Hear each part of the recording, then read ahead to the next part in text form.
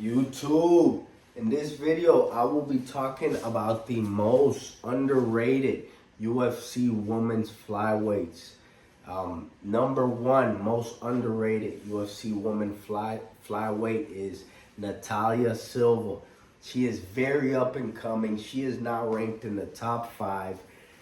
She is about 5-0 in the UFC.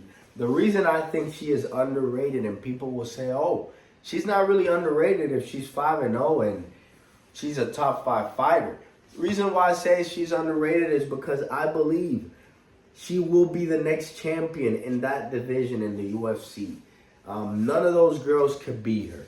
Valentina Shevchenko is very good, amazing fighter, but the age is catching up to Valentina Shevchenko. I think she fights just like Valentina Shevchenko. She has just as much skill as her.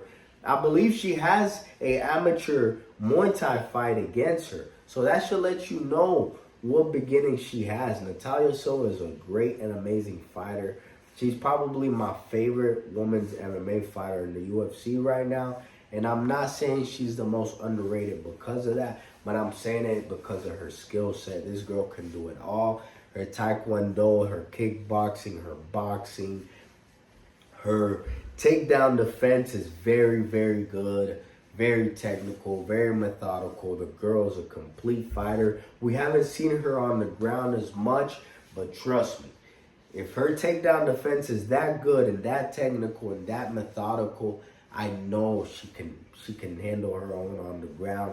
She can get up. She's been working nonstop. She is after a mission to become a UFC champion, and I hope God blesses her and she gets to be a UFC champion. Another girl that I think is very underrated in that division is going to be Eduarda Maura. Eduarda Maura did have a loss against Denise Gomez recently. She's 10-1. She beat Veronica Hardy. Eduarda Maura is very physical, very big girl, wrestle heavy.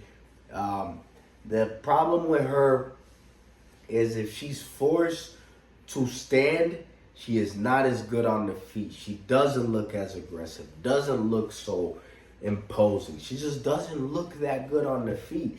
But I can tell you that she's definitely working on her game.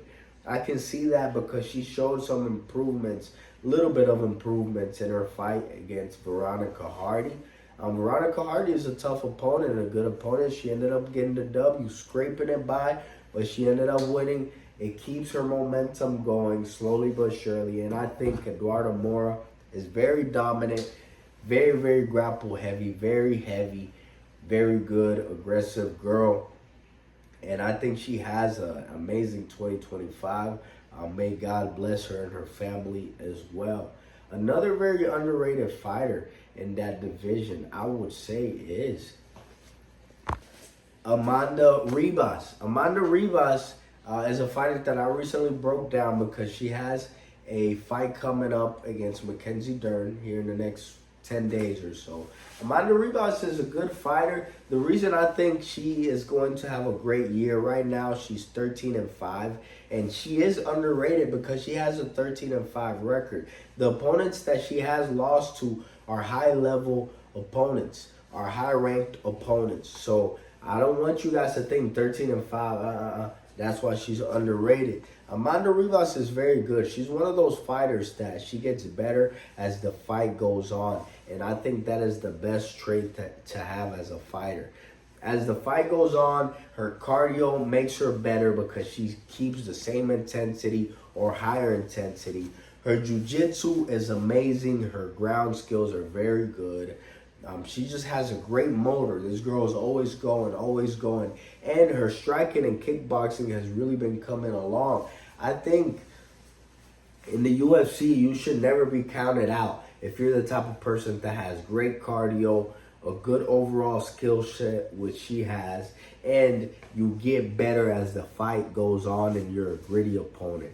That's why I think she is very underrated. I think she's going to climb up the rankings and she's going to have a very good 2025. So those 3 fighters, look out for them, bet on them.